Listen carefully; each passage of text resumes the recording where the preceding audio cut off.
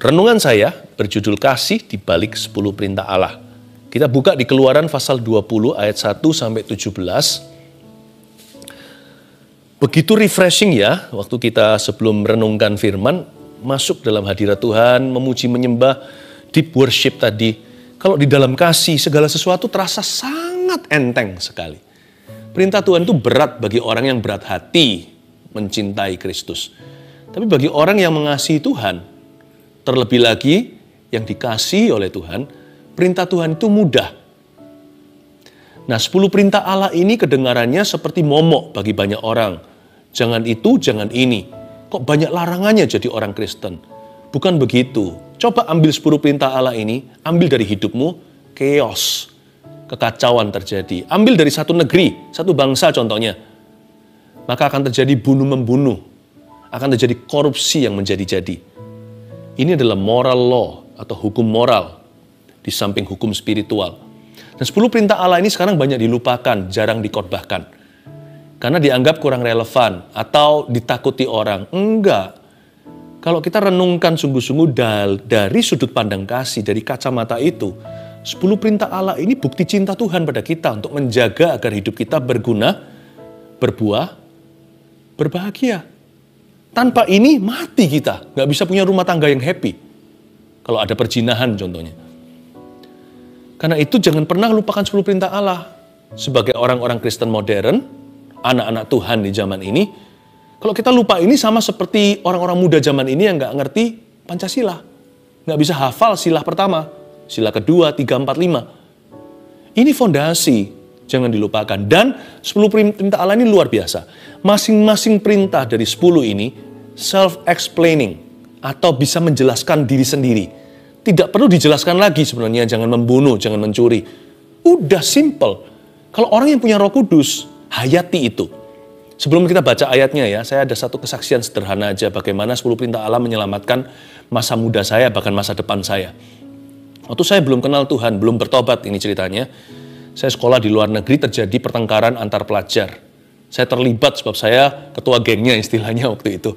Dan saya malu sih menceritakan begini, tetapi waktu itu hampir terjadi pembunuhan. Yang tidak disengaja karena emosi, tapi disengaja karena itu pilihan. Saya ingat dengan pisau lipat yang sudah di tangan saya sudah terhunus.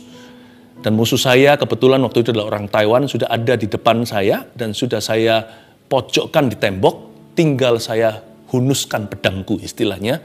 Dan sebentar lagi dalam sekejap orang itu pasti mati.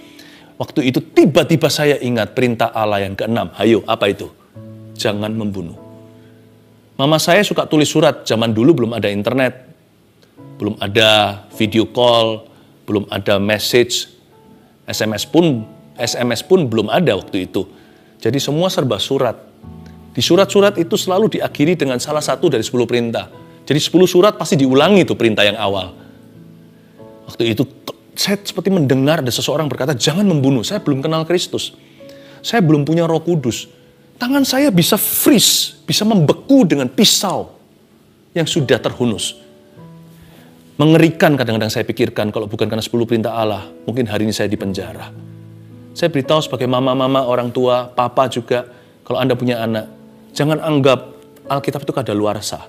10 perintah Allah itu seperti Pancasila bagi orang Indonesia, fondasi fundamental. Jangan lupa, sekarang kalau saya sebut perintah Allah ketiga apa, semua pada nggak tahu, kebanyakan, saya nggak menghakimi. Pasti ada yang tahu, banyak juga yang tahu, tetapi juga pasti banyak yang nggak tahu, nggak hafal minimal. Nah, mari kita Bible study sedikit ya. Simple, sederhana, dalam waktu singkat, sesingkat-singkatnya, kita akan mengerti 10 perintah Allah, tapi lebih tepatnya, melihat kasih Tuhan di baliknya. Ke-10 firman. Keluaran 20 ayat 1, lalu Allah mengucapkan segala firman ini. Jadi firman ini bukan ide manusia, ya, ini bukan hukum mahkamah. Allah sumbernya adalah Tuhan. Allah yang mengucapkan segala firman, berarti perkataan-perkataan ini ilahi. Ayat 2, Akulah Tuhan Allahmu yang membawa engkau keluar dari tanah Mesir, dari tempat perbudakan. Ku telah mati dan tinggalkan cara hidupku yang lama, semuanya sia-sia. Hidupku bukannya aku lagi, tapi Kristus dalamku. Kalau Anda mengaku Yesus adalah Tuhan, kalau kita sudah menerima Kristus sebagai juru selamat, maka ini adalah guideline hidup kita. Hidup kita bukan milik sendiri. Tuhanlah yang membebaskan kita dari tanah perbudakan di perjanjian lama Mesir, perjanjian baru dosa. Kita sudah dibebaskan dari maut. Karena itu 10 perintah Allah ini kehidupan. Apa yang disebut oleh orang lain sebagai penjara, sebenarnya kemerdekaan. Gak enak ya ikut Tuhan, gak boleh ini, gak boleh itu.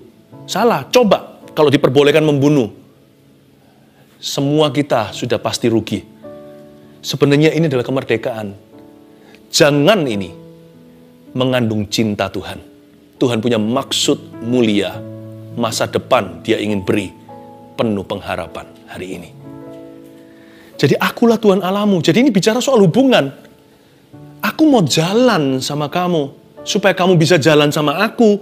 Ayo, hayati 10 perintah Allah ini. Dan kalau kita punya Roh Kudus, setiap perintah ini mudah dicerna, mudah dimengerti, mudah dilakukan. Karena kita berada di bawah satu hukum, bukan hukum Taurat, tapi hukum kasih. Kalau kita mengasihi seseorang, kita tidak akan curi dari dia, bukan? Kalau kita mengasihi seseorang, kita tidak akan bunuh orang itu. Kita bunuh yang kita benci, bukan? Kalau kita di bawah hukum kasih, semua jadi mudah, 10 perintah Allah ini. Akulah Tuhan. Tuhan bicara bahwa 10 perintah Allah ini hubungan. Tolong pahami, term-termnya itu dari dua sisi. Seperti orang notarisan. Dari sisi kita yang menerima perjanjian, jangan memandang itu sebagai perkataan jangan. Coba pandang, kenapa Tuhan berkata demikian?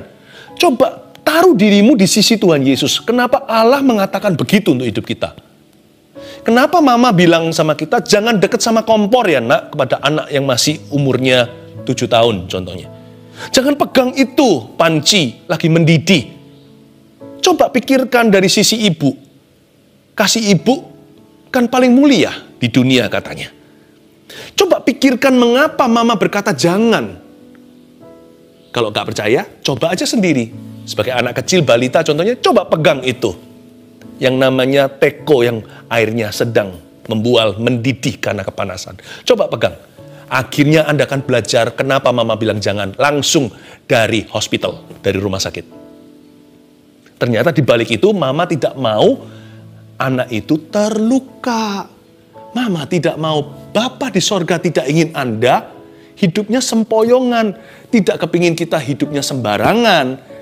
Nanti sempoyongan, nanti hancur lebur. Karena Tuhan mati bukan supaya kita masuk neraka. Tuhan mati supaya kita masuk sorga dan sorga masuk hidup kita. Tuhan ingin Anda bahagia. Katakan, God wants me happy. Coba bilang gitu, God wants me happy. Yes, itu dia.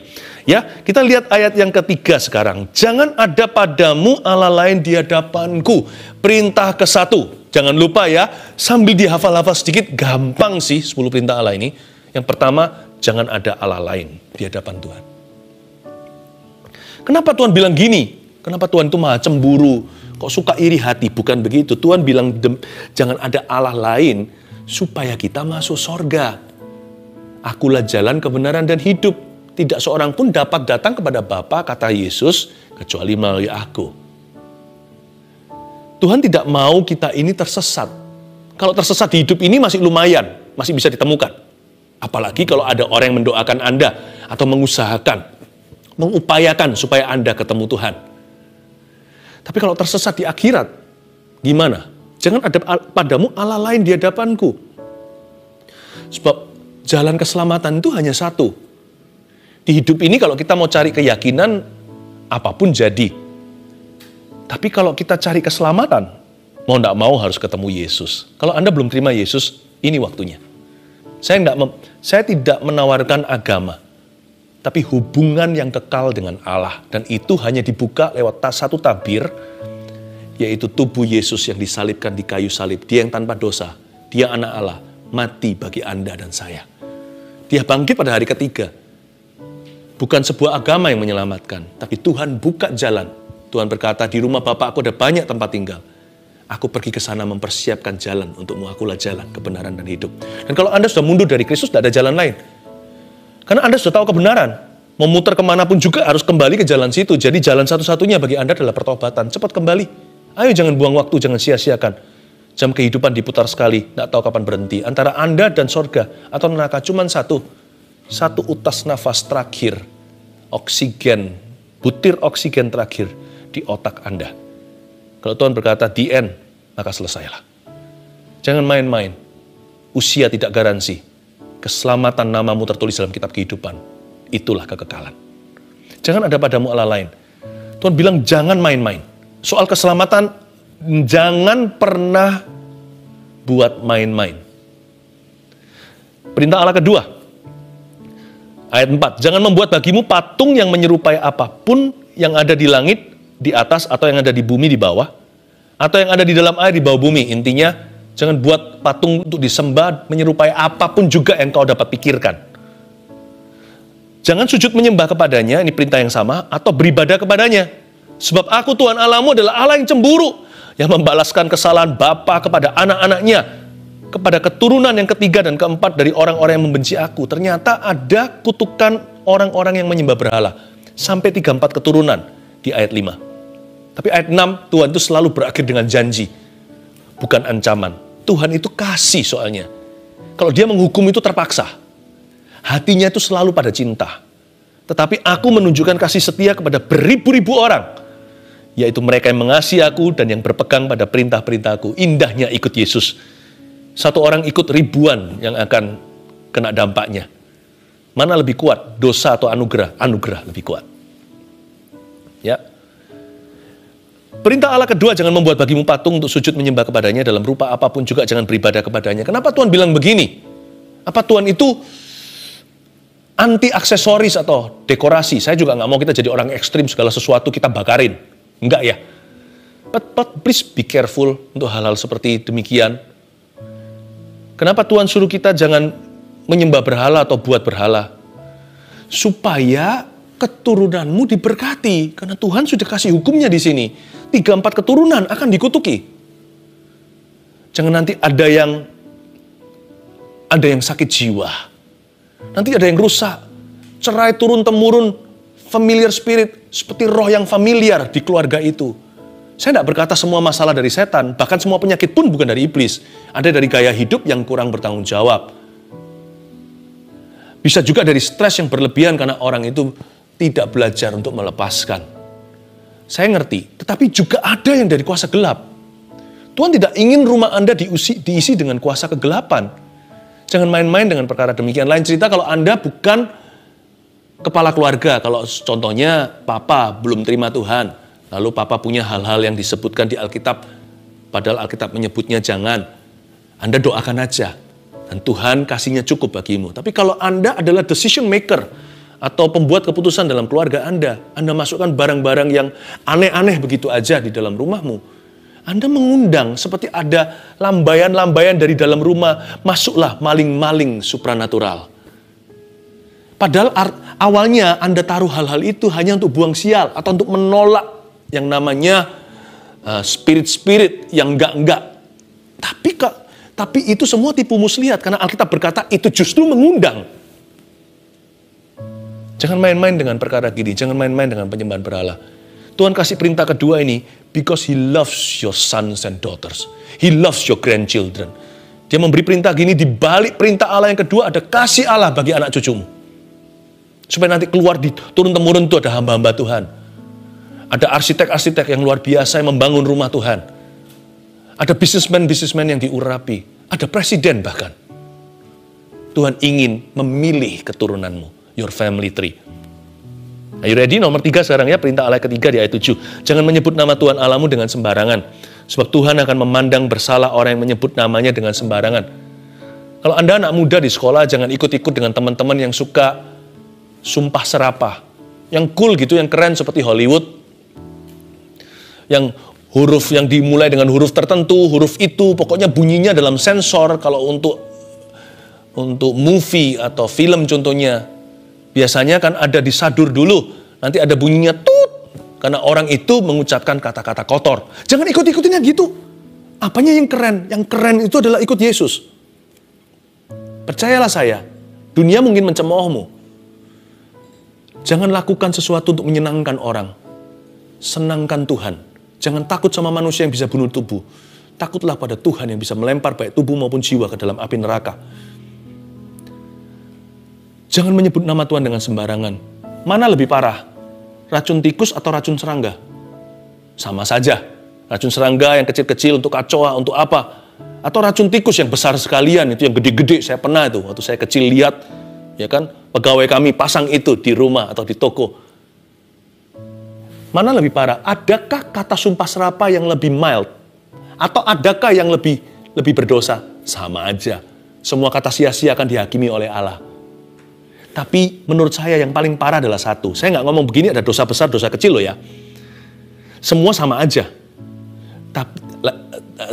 Tapi saya minta Anda untuk belajar, Anda dan saya, kita sama-sama, saya mau ingatkan untuk kita belajar respect dengan nama Tuhan Yesus. Karena sekarang ini, di dalam kategori vocabulary, sumpah serapah, atau curse word, atau coarse languages, kenapa ada nama Yesus di dalamnya? Sering kita lihat film kan, sedikit-sedikit Jesus Christ. Bukan disebut untuk dipuja, sebagai pengagungan atau sebagai nama doa. Atau untuk berseru, padahal Alkitab mengatakan barang siapa berseru pada nama Tuhan diselamatkan. Bukan untuk keselamatan. Bukan untuk kemuliaan yang terutama di dalam hidup ini meninggikan namamu. Meninggikan namanya. Tapi disebut sebagai bentuk kata-kata sial. Don't do that. Sekalipun itu bukan kata kotor, pemakaiannya adalah dalam bentuk bukan pengagungan alias penghinaan. Supaya nanti kenapa? Tuhan bilang jangan. Orang Kristen jangan ikut-ikutan yang kayak gitu. Bahkan kalau nonton yang begitu matiin aja. Saya nggak ekstrim orangnya. Nggak boleh nonton TV ini atau movie itu. Nggak, saya nggak begitu. Tapi selektif. Tapi kalau kita dengar yang begituan, mending keluar aja. Peduli amat karcis harganya mahal. Uang masih bisa dicari. Perkenanan Allah itu harus dijaga. Supaya nanti suatu hari, kalau Anda berseru pada nama Yesus, janganlah malaikat tertawa. Kalau orang yang selalu ngomong sama semua orang, I love you, nanti lain kali dia berkata, aku cinta padamu. Semua orang gak percaya, karena mulutnya jadi murah, obralan kata cinta. Nama Tuhan juga jangan jadi serapah. Jangan jadi gampangan, jangan menyebutnya dengan sembarangan. Karena nanti ketika hidupmu berada di dalam sebuah lembah, ketika kita sedang terhimpit dengan sesuatu, kita berkata, Jesus help me. Nothing will appear to your advantage. Ketika kita berkata kepada setan yang mengganggu kita atau roh-roh jahat yang sedang melawan, dalam nama Yesus pergilah, seperti anak-anak Skewa, semua roh-roh jahat dan kuasa kegelapan berkata, kok tidak ada kuasanya ya di mulutmu? Nama itu aku tahu, nama itu menggentarkanku. Tapi tidak ada sesuatu yang berharga keluar dari mulut itu yang biasa dengan sumpah serapah. Nama Yesus disebut sembarangan. This name will help you. It will save you. Jaga. Apalagi kalau kita adalah orang Kristen yang merasa dekat sama Tuhan. Apalagi kalau kita dekat sama Tuhan. Jagalah kewangian nama itu. Kalau kita disebut Kristen berarti kita seperti Kristus kecil. Kita seperti Kristus. Jagalah reputasi. Bawa diri supaya orang jangan muak dengan Kristus gara-gara dengan kita. Itu juga arti lanjutan. Jangan menyebut namanya dengan sembarangan. Atau jangan disebut Kristen dengan sembarangan.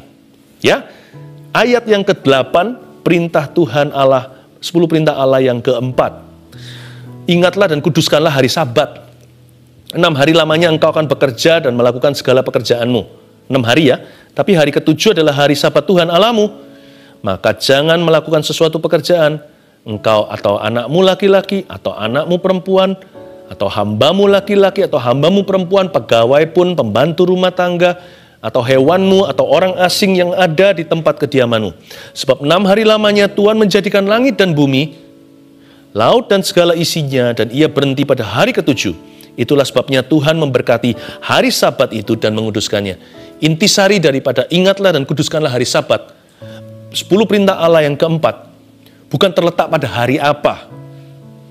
Jangan berdebat soal hari yang disakralkan. Pokoknya 6 hari, hari ke-7 istirahat dulu. Teman-teman saya yang ada di Brunei Darussalam contohnya.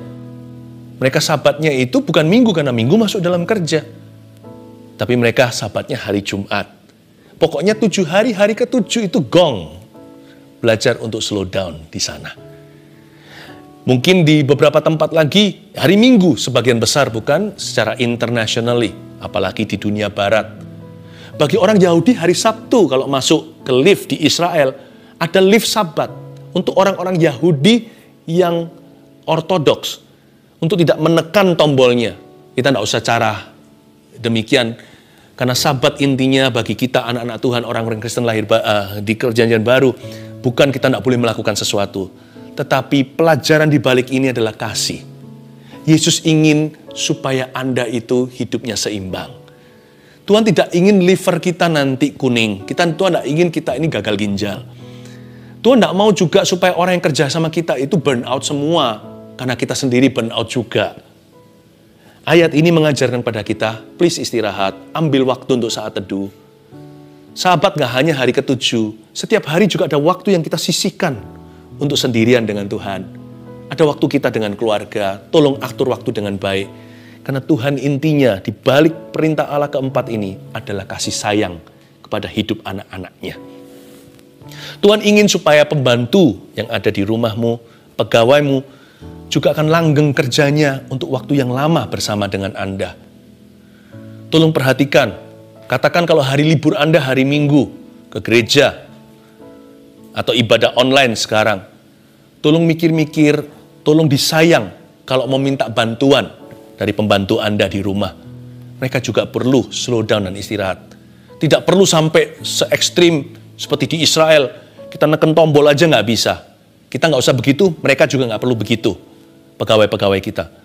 Tetapi Tuhan ingin kita itu yang mawas diri kalau kita ngasih job sama mereka di hari-hari tertentu. Belajar disayangkan mereka punya jasa. Kasih mereka waktu. Kita harus punya kasih Kristus kepada semua orang dengan tujuan supaya mereka sejahtera. Semua orang yang bekerja untuk kita. Selain itu, juga supaya kita bisa memberitakan kasih Yesus kepada mereka. Kalau kita kejam, waktu kita nanti ucapkan Injil kasih sayang Tuhan pada mereka, mereka nggak akan percaya. Seperti Paulus ajarkan pada Filemon, Onesimus di dalam suratnya, hubungan majikan dan juga dengan pegawai yang bekerja di rumahnya atau di kantornya. Kita harus menjadi saksi dulu, baru setelah itu kita bersaksi tentang Tuhan. Saya harapkan pegawai-pegawai Anda akan kenal Tuhan melalui hidupmu. Pembantu-pembantu Anda akan merasakan kasih Yesus melalui Anda. Jadi jangan lupa, kalau mereka berbuat sesuatu yang benar, tangkap mereka. Katakan terima kasih ya. Tunjukkan apresiasi. Kalau Anda salah sekalipun Anda bosnya, tetap Anda perlu minta maaf dan berkata, maaf tadi saya salah mengerti. Gak apa-apa kok, kita gak turun tahta atau martabat. Malah tunjukkan wibawa Tuhan. Nanti bisa-bisa mereka kenal Tuhan karena Anda. Kejarlah hari Sabat dengan maksud demikian. Sudah selesai sekarang yang perintah Allah yang kelima. Tinggal 5, 6, 7, 8, 9, 10, cepat sekali. Hormati ayahmu dan ibumu supaya lanjut umurmu di tanah yang diberikan Tuhan Allahmu kepadamu. Kata hormat di sini tidak harus sampai mengagumi atau mencintai. Mengasihi sih harus. Tuhan ajari kita bahkan mengasihi musuh. Tapi hormati ayah ibumu. Termasuk ayat ini relevan bagi orang-orang yang ditinggalkan oleh papa, mamanya, atau mamanya waktu dia masa kecil. Atau bahkan keluarga yang broken home, terjadi kekerasan dalam rumah tangga, pelecehan seksual oleh orang tuanya sendiri, salah satunya. Saya sebagai hamba Tuhan, konselor umat Tuhan, saya pernah menghadapi kasus-kasus demikian di antara orang-orang yang saya tangani. Mereka tanya sama saya, bolehkah saya benci? Saya bilang, no, tidak boleh. Karena Alkitab berkata, tetap hormati. Susah saya suruh kagumi, saya bilang hormati itu bukan kagumi. Hormat itu melakukan apa yang benar apa yang baik dan benar secara proporsional. Namun tidak kurang ajar. Tetap melakukan dengan hati setulus-tulusnya, namun tidak perlu berlebihan. Siapa suruh, saya bilang sama orang itu, Tuhan tidak pernah menyuruhmu untuk mengagumi, karena perbuatannya salah. Mencintai bahkan, tiba-tiba muncul di depan pintu, ayah tidak pernah ada dalam hidupnya, sejak dia umur 3 tahun. Tuhan tidak suruh Anda melakukan berlebihan. Tuhan mengerti Anda hanya debu dan abu. Tuhan hanya butuh Anda punya sikap hati yang benar. Karena itu terhadap Tuhan, bukan terhadap orang. Hormati. Tapi sebagai papa mama, kita juga harus bisa melihat di balik perintah ini. Goal kita jangan sampai anak hanya hormat. Apalagi takut sama kita. Ngeri. Angker sama papa mamanya. Kerjakan parentingmu demikian rupa dalam kebenaran. Dalam kasih Tuhan. Dan dalam ketegasan siapa menyimpan rotan tidak cinta anaknya. Sampai pada taraf anak Anda melampaui hormat. Mereka mengasihi, mencintaimu. bahkan mengagumimu. Goal kami, saya dan istri saya dalam mendidik anak, adalah supaya mereka jadi orang-orang yang berkenan pada Allah, yang takut akan Tuhan minimal. Hubungan kami bukan berdasar takut, itu yang kami harapkan. Supaya nanti anak-anak itu terbeban sama orang tuanya, bukan karena terpaksa, mencintai dan mengagumi. Orang tua teladan. Saya berdoa untuk papa mama supaya Anda meneladani Kristus. Sudah 5, selesai. 6, 7, 8, 9, 10 ini, Anda bisa lihat fase pertama 1 sampai 5, itu tadi. Yang ke-6 sekarang. Jangan membunuh. Kenapa Tuhan bilang jangan membunuh? Udah, saya nggak perlu jelaskan jangan membunuh itu gimana. Yang pasti jangan main-main dengan benci, karena bunuh itu nggak terjadi sehari. Dia benci dulu, kepahitan, akar kepahitan, lalu menjadi-jadi, langsung buta mata suatu hari. Jangan pernah dikipas-kipasin tuh, jangan pernah sate benci. Lama-lama nanti gosong itu di hati. Jangan membunuh. Kenapa Tuhan bilang jangan membunuh ya nak? Jangan membenci bahkan. Supaya hidupmu tenang, jangan penyakitan. Kalau orang membunuh kan masuk penjara. Dan nggak enak loh, seperti Kain. Siapa membunuh, dia dikejar-kejar. Sampai Tuhan harus lindungi dia di kota lain, jangan sampai dia di-murder oleh orang. Tuhan juga berkata sama Petrus, sarungkan itu pedangmu, atau dia potong telinga orang. Siapa hidup dari pedang akan mati karena pedang. Buat apa cari musuh? Orang yang membunuh hidupnya nggak pernah nyenyak. Selain dicari polisi, orang itu juga dicari penjahat atau musuhnya. Jangan membunuh. Belajar hidup jadi orang yang berdamai. Jangan jadi orang yang menyerang tanpa alasan. Belajar jadi orang yang sabar. Belajar jadi orang yang menjadi berkat dan membawa damai dalam kehidupan orang. Jangan berzina. Perintah Allah yang ke-7. Jangan berzina. Kenapa Tuhan bilang jangan berzina, jangan selingkuh? Selingkuh itu nggak langsung, zina juga sama. Zina itu adalah dosa seks di dalam pernikahan dan di luar pernikahan itu. Cabul itu dosa seks sebelum pernikahan atau sebelum menikah. Nah biasanya zina itu dititis dulu karirnya dari percabulan. Biasanya singlenya nggak karuan di masa bujangan, pacaran, atau pas sendirian. Dia sudah biasa dengan pornografi dan sebagainya. Saya berdoa semua ini siklusnya bisa dipatahkan. Kalau Anda mau bertobat, mengaku, gampang kok. Bertobat kepada Tuhan dengan iman terima pengampunan. Dan dengan iman, nggak usah janji-janji palsu, aku nggak mau lakukan itu. Nggak mau lagi, nggak usah janji-janji. Apalagi iming-imingi. Nanti kalau saya sudah bisa berhasil, nanti saya mau pelayanan dan sebagainya, nggak usah begitu. Bilang aja, Tuhan aku salah, aku minta maaf, dengan iman terima pengampunan, move on. Tinggalkan, dengan iman tinggalkan dosa itu. Jangan pernah main-main dengan dosa seks. Karena dosa itu bahaya. Bisa mengakhiri satu rumah tangga. Kenapa Tuhan bilang jangan berzina? You want to know why? Karena Tuhan ingin membuat keluargamu happy. Tidak akan pernikahan atau family itu berbahagia kalau ada pihak ketiga. Nggak mungkin bisa bahagia. Karena itu kalau Tuhan bilang jangan berzina, turuti. Kalau Tuhan bilang jangan berhubungan seks sebelum nikah, turuti. Itu karena demi supaya keturunanmu nanti adalah benih kudus. Supaya nanti forever suami dan istri, nanti kalau sudah married nih, bisa saling menghormati, menghargai. Kalau seorang wanita yang sekarang sudah pacarannya nggak beres karena laki-lakinya terus begitu, Anda harus curiga. Kalau dia bisa mencuri apa yang bukan miliknya, dengan aku, dengan saya, sebelum menikah, nanti setelah menikah, waktu aku hamil anaknya, apa garansinya dia nggak akan mencuri di balik aku, di balik badanku, bukan dengan aku. Kalau dia bisa mencuri dengan saya, dia bisa mencuri tanpa saya. Jangan cari pria hidung belang. Saya berkata di dalam nama Yesus, yang hidung belang pun bisa Tuhan ubah. Sakeus pun yang begitu jahat bisa bertobat. Jangan hakimi label orang, semua itu bisa menjadi masa lalu kalau mau bertobat dulu. Tapi saya berdoa di dalam nama Yesus, jangan main-main dengan ini. Kenapa Tuhan bilang jangan berzina? Supaya keluargamu bahagia. God wants to make your home happy. Tuhan pro pernikahanmu. Tuhan pro rumah tanggamu. Jadi hari ini kalau Anda butuh pemulihan, Anda datang ke alamat tepat. Yesus is for you. Ya, jangan mencuri. Kenapa Tuhan bilang jangan mencuri? Nanti kalau mencuri, jangan mencuri. Kalau kita mencuri, kita akan sulit untuk dapat pekerjaan forever setelah itu. Jangan demi kepuasan sementara, kita hilang semua reputasi. Please, jangan mencuri. Tinggalkan semua yang bukan milikmu. Kembalian yang lebih, udahlah aplikasi sendiri. Nggak usah saya beritahu, ini sudah semua self-explanatory. Bisa menjelaskan sendiri. Apa yang bukan milik Anda, jangan Anda ambil, kembalikan.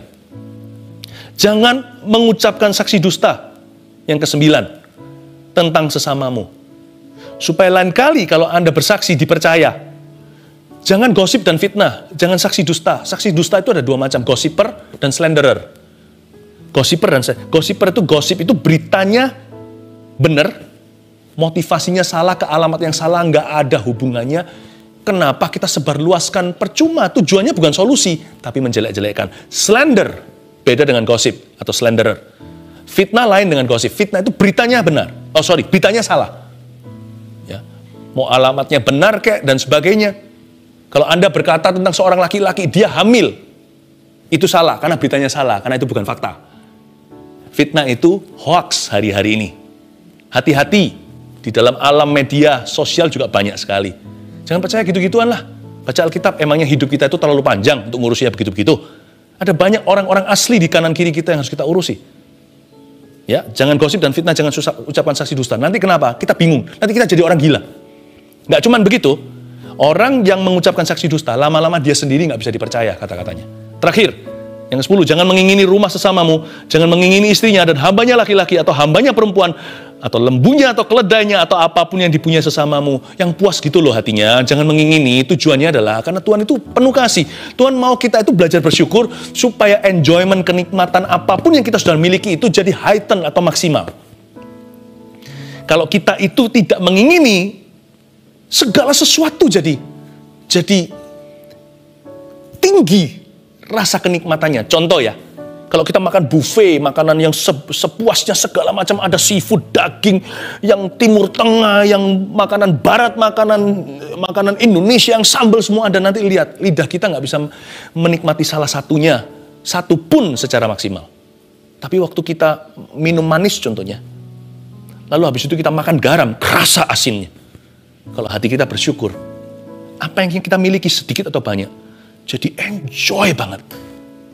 Hidup kita itu akan so happy. Ujung dari semuanya ini, ujung dari syukur. Dan 10 perintah Allah ini adalah supaya hidup kita puas dalam hadiratnya. 1, 2, 3, 4, 5, 7, 8, 9, 10. Hafalkan, jangan lupa fondasi hubungan Anda dengan Tuhan. Anda mengasihi Tuhan, saya juga.